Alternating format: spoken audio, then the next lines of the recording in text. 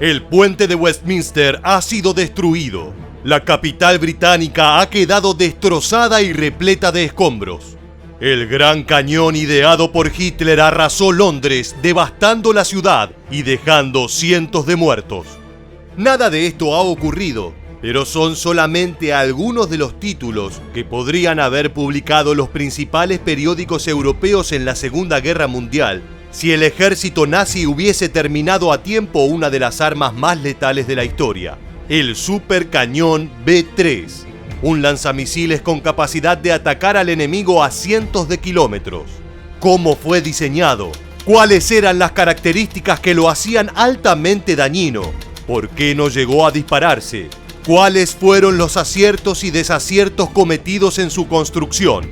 No te muevas de tu pantalla. Acompáñanos en un nuevo episodio de Historia Militar. Te contaremos la historia del supercañón B3, el arma perfecta que Adolf Hitler jamás pudo disparar.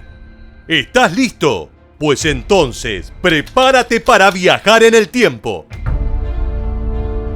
Hitler sabía que para derrotar a Gran Bretaña, uno de sus mayores enemigos, tenía que crear armamento con una gran tecnología, ya que los británicos eran rivales de temer.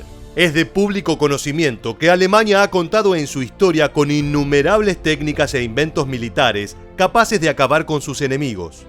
Durante la Primera Guerra Mundial, Alemania diseñó el famoso destructor cañón Kaiser Wilhelm.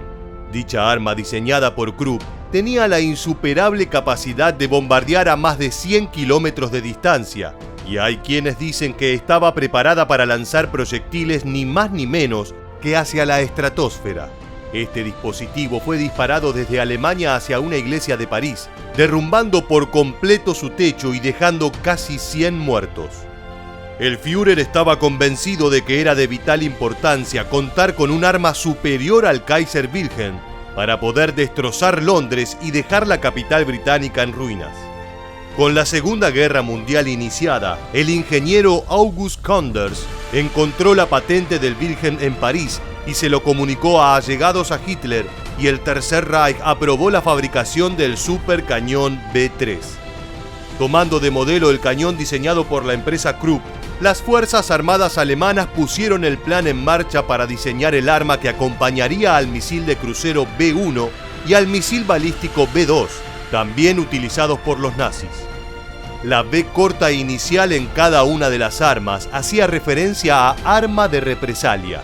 Otra curiosidad acerca de su nombre era que popularmente se la hacía llamar Hochdruckpumpe, que significaba bomba de alta presión.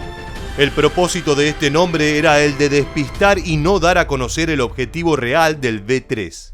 Es por eso que en 1943, en Mimoyec, una aldea ubicada en el norte de Francia, frente al paso de Calais, los alemanes iniciaron la construcción de una fortaleza que protegería a las poderosas armas letales de larga distancia.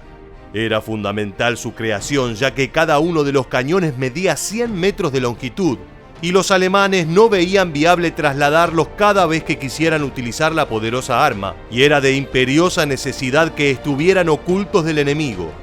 Para su construcción fueron necesarios más de 5.000 trabajadores, en su mayoría ingenieros alemanes, más de 400 mineros y cientos de prisioneros soviéticos. Como todos sabrán, Londres es una ciudad muy grande y Hitler tenía bien en claro a dónde apuntar sus B3.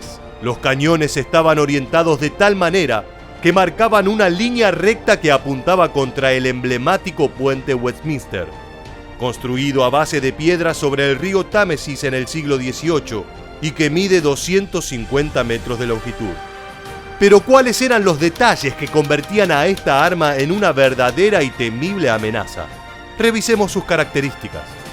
El B3 estaba formado por un gran tubo de cañón seccionado de 45 metros de longitud y era portador de cámaras en sus laterales, en cuales se introducían cargas propulsoras que se accionaban de forma automática.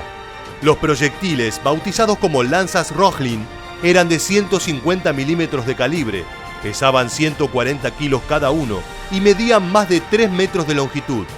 El supercañón nazi era capaz de disparar 600 proyectiles por hora.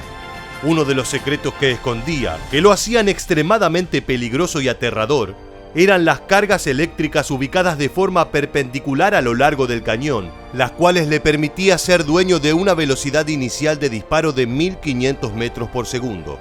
Sin dudas, un detalle no menor para la tecnología en armamento de la época. El B-3 tenía un alcance pretendido de disparo de más de 160 kilómetros. Dentro de la fortaleza, los ejemplares del B-3 estaban protegidos por gigantes puertas metálicas y ubicados a 33 metros de profundidad bajo la colina. Una vez en superficie, eran cubiertos por 5 metros de losa de hormigón, con aberturas diseñadas para la salida de los proyectiles, protegidas por grandes planchas de acero. Sin embargo, el denominado supercañón también tenía sus defectos, que fueron hallados en una prueba realizada en el año 1943 en Mizdroy, una localidad ubicada en la isla Wolin, Polonia. En primer lugar, había grandes riesgos de que las bombas estallaran dentro de los cañones porque se recalentaban demasiado al no resistir las altísimas fuerzas de los disparos. Por otro lado, el mecanismo de carga múltiple no era sencillo de sincronizar, y los proyectiles no alcanzaban su velocidad máxima de 1500 metros por segundo, pudiendo solo llegar a 1000. Lo sorprendente es que cuando se dieron cuenta del error, ya tenían cientos de miles de proyectiles fabricados. Otro desacierto cometido en las lanzas Rochlin se descubrió al visibilizar una gran inestabilidad aérea cuando viajaban a gran velocidad. Es evidente que el arma exigía un altísimo nivel de construcción, y los alemanes estaban demasiado apremiados como para tomarse el tiempo adecuado para que este lujoso armamento esté libre de fallas. Dentro de los errores a la hora de la fabricación de esta arma en apariencias extraordinaria, no podemos dejar de destacar una enorme equivocación que cuesta creer que el ejército nazi no haya reparado en ella. Las fortalezas ubicadas al norte de Francia fueron construidas bastante tiempo antes de que estuviera verificado y aprobado el funcionamiento de los B-3. Como podrán darse cuenta, ningún refugio que pudiera tapar semejantes maquinarias iba a poder estar lo suficientemente escondido como para que los enemigos no la pudieran ver. Es por este grosero error que el supercañón B-3 jamás fue utilizado. A finales de 1943, los aliados descubrieron el gran secreto que Hitler tenía entre manos. Es fundamental mencionar que los enemigos desconocían la existencia del B-3, pero vieron en la fortaleza una posible base del B-2 y al hallarla, iniciaron fuertes e intensivos bombardeos en la localidad del norte francés. De esta manera, los aliados lograron impedir que Alemania pusiera en práctica el cañón que tanto tiempo le costó fabricar. Y tiempo después, el 6 de julio de 1944, un escuadrón de la Royal Air Force británica lanzó varias bombas terremoto Tallboy, logrando atravesar las gruesas capas de hormigón de la fortaleza que le provocaron daños severos. Durante el bombardeo, más de 300 trabajadores quedaron atrapados dentro de la destruida estructura. Casi un mes después, Hitler desistió de uno de los mayores inventos y ordenó el abandono definitivo de la fortaleza y, por ende, le dio fin a la corta vida de sus añorados B-3. Esta fue la historia del supercañón B-3, el poderoso invento de Hitler que finalmente nunca vio la luz. Ahora queremos preguntarte, ¿cómo crees que hubiese continuado la guerra si los nazis lograban ejecutar los B-3?